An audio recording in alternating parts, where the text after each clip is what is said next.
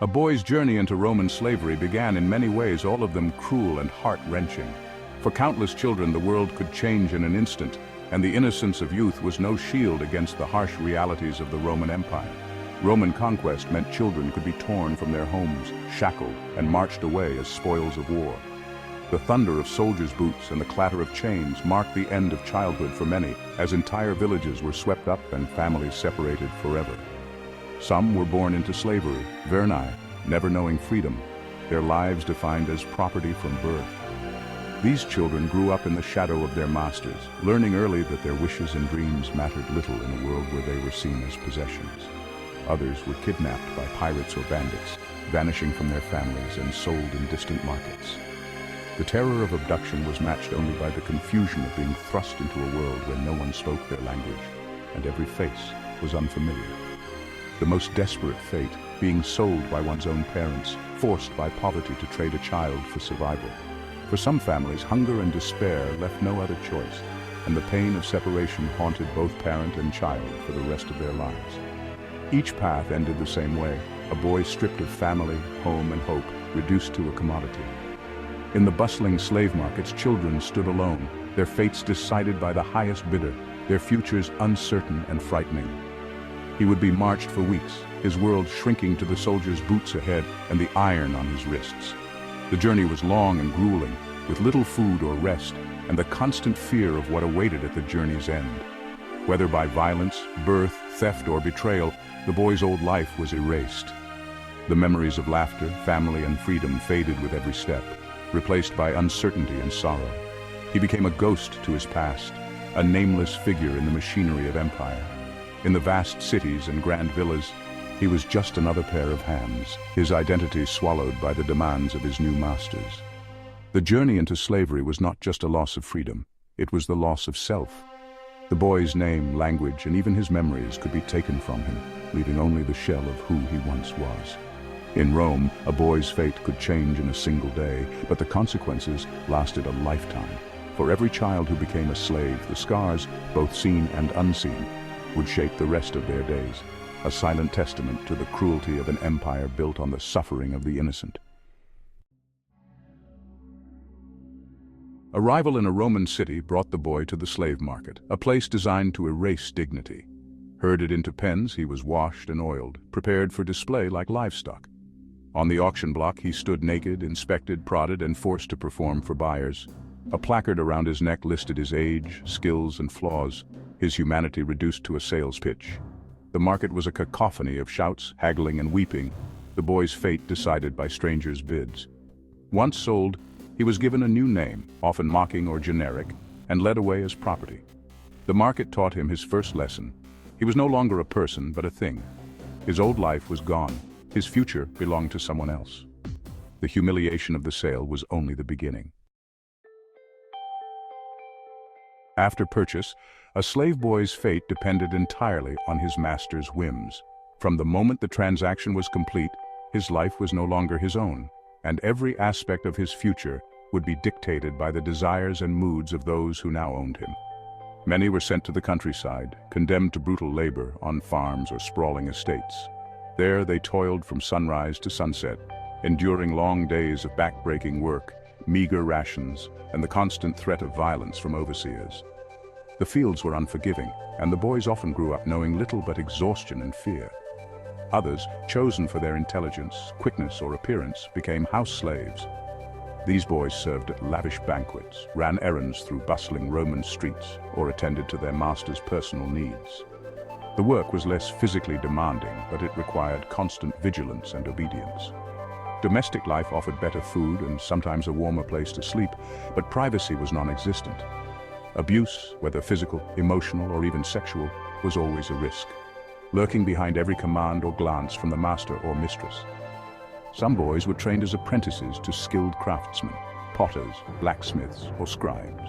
This path offered a slim hope for better treatment and, in rare cases, the possibility of earning their freedom after years of loyal service. Yet even here, their status as property was never forgotten.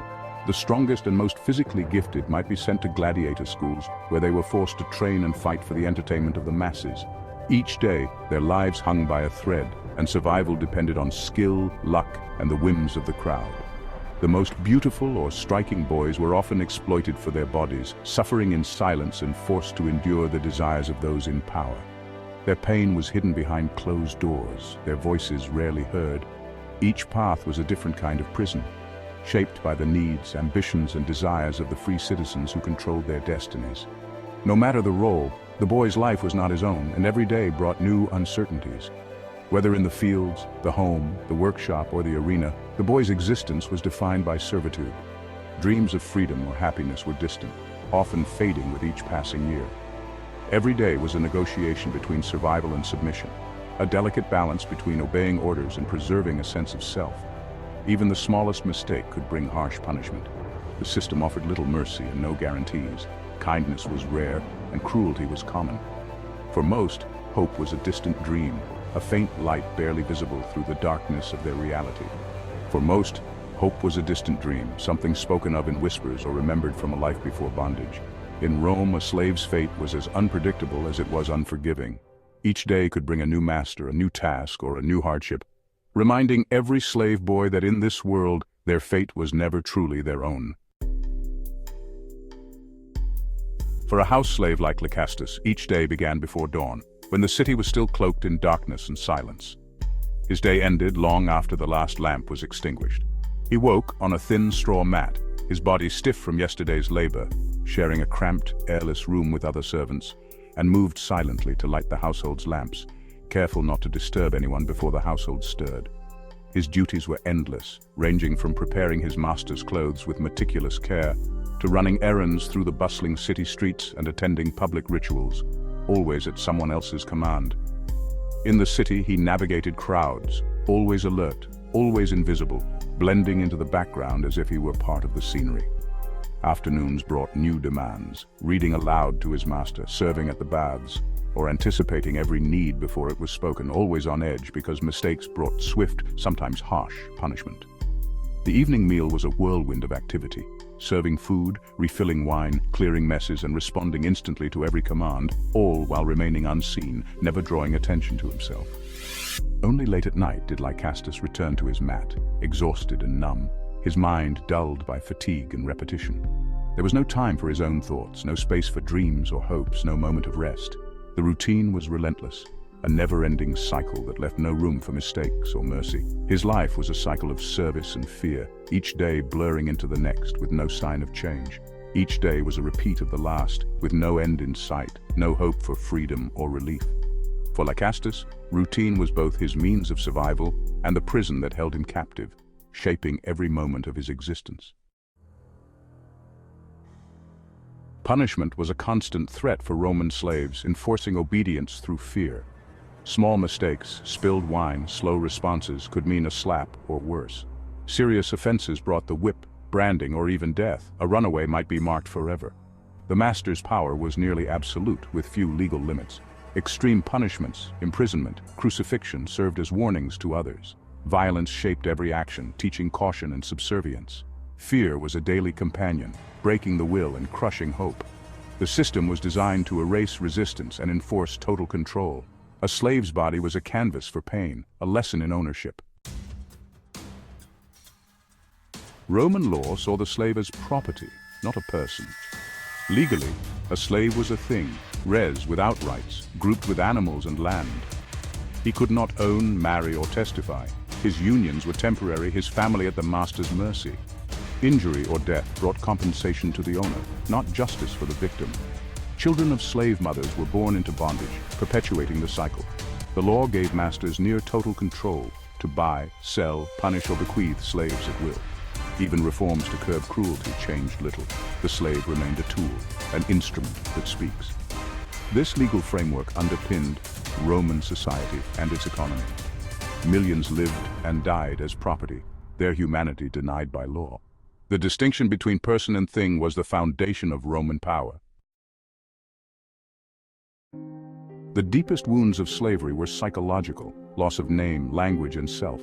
A new name erased the past. Memories became burdens to hide.